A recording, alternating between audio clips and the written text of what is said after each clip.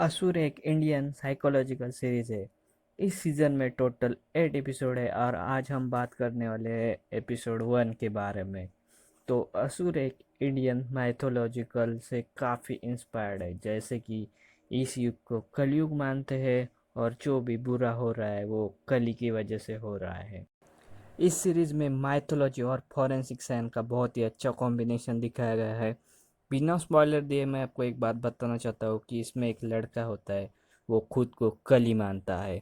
तो चलिए स्टार्ट करते हैं एपिसोड 1 को। एपिसोड 1 की शुरुआत में दिखाया गया है कि ये 11 साल पहले वाराणसी में होती है, जहाँ एक पंडित और उसका बेटा एक आदमी की पूजा में मदद कर रहे होते हैं। और वो बोट से घर लौटते वक्त पंडित पानी में गिरकर मर जाता है। पंडित के मरने के बाद उसका बेटा अघोरियों के पास जाता है। इसे देखकर ऐसा लगता है कि उस लड़के को पिता के खोने का कोई गम नहीं है। और उस लड़के के हाथ में हम एक उंगली देखते हैं।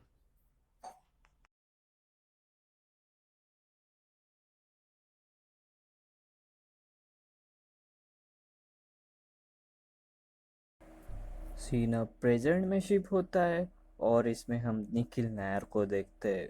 वो एफबीआई में फॉरेंसिक साइंस का प्रोफेसर होता है। वो स्टूडेंट को बता रहा होता है कि डेड बॉडीज भी बोलती है। आप जितना ज़्यादा सुनेंगे उतना ही वो बोलेंगे। इसका मतलब ये है कि बहुत सी डेड बॉडीज़ में हमें सबूत मिल जाते हैं।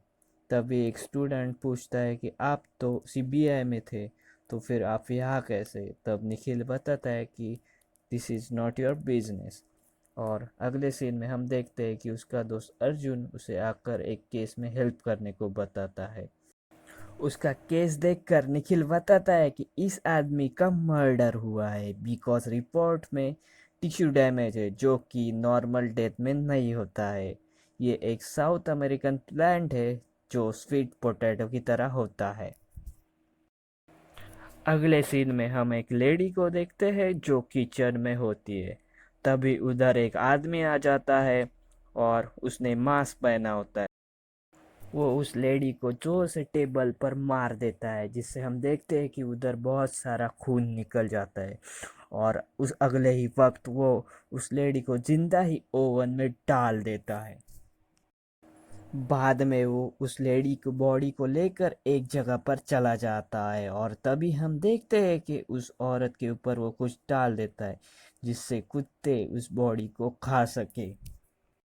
और इस जगह की लोकेशन वो किसी को सेंड कर देता है।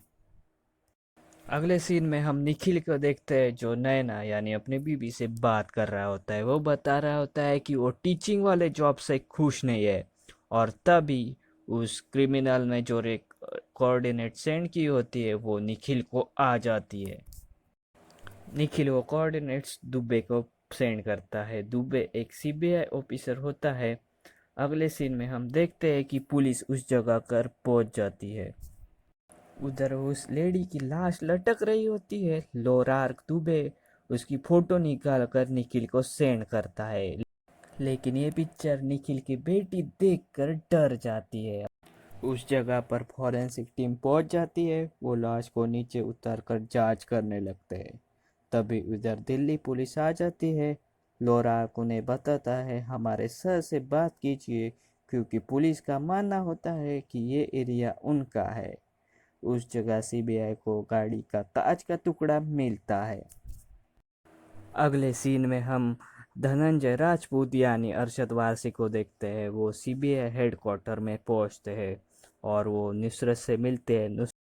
नुसरत एक सीनियर साइंटिफिक ऑफिसर होती है। वो उन्हें बताती है कि बॉडी की हालत बहुत ही बुरी है, हमें इसका पोस्टमार्टम करना होगा। तभी धनंजय बताता है कि कुछ देर रुक जाओ और वो अपने केबिन में चला जाता है।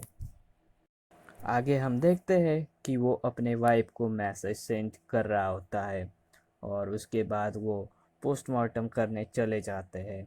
जब वो पोस्टमार्टम करते हैं तब उन्हें पता चलता है कि बॉडी को हेड इंजरी हुई है और लेफ्ट की दो फिंगर्स मिस है, वैसे ही राइट की इंडेक्स फिंगर भी मिस है।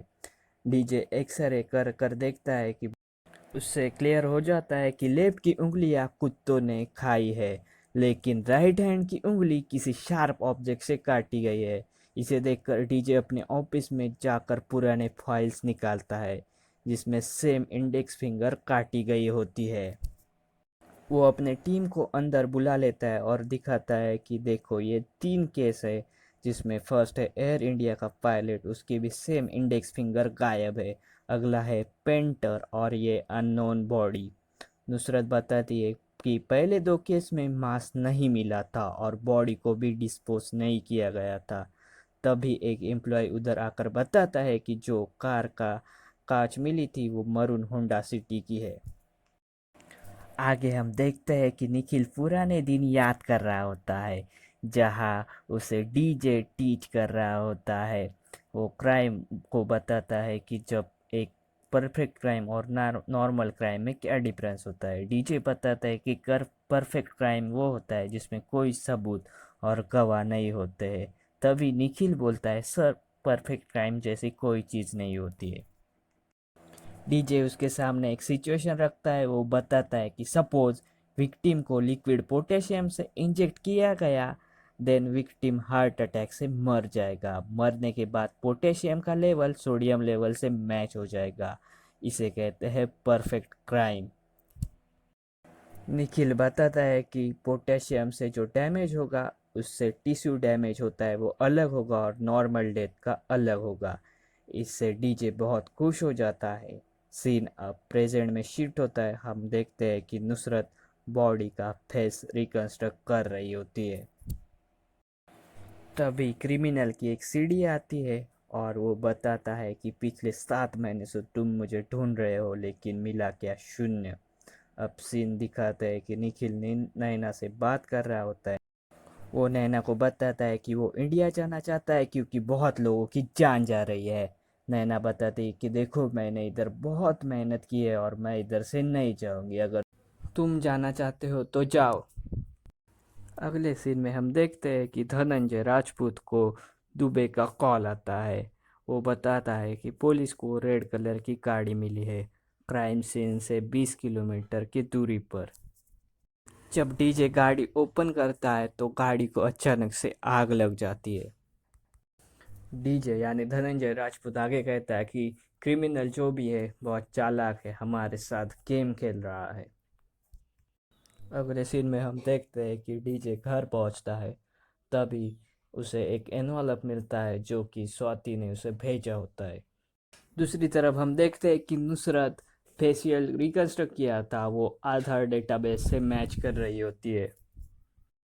सीन फिर से डीजे की ओर शिफ्ट होता है और हम देखते हैं कि डीजे अपने वाइफ यानी स्मिता को मैसेज कर पूछता है कि ये डिवोर्स के पेपर तो नहीं है ना। और उसमें वो देखता है कि इन्वॉल्व के अंदर एक पेन ड्राइव होता है और उसके अंदर एक वीडियो होता है।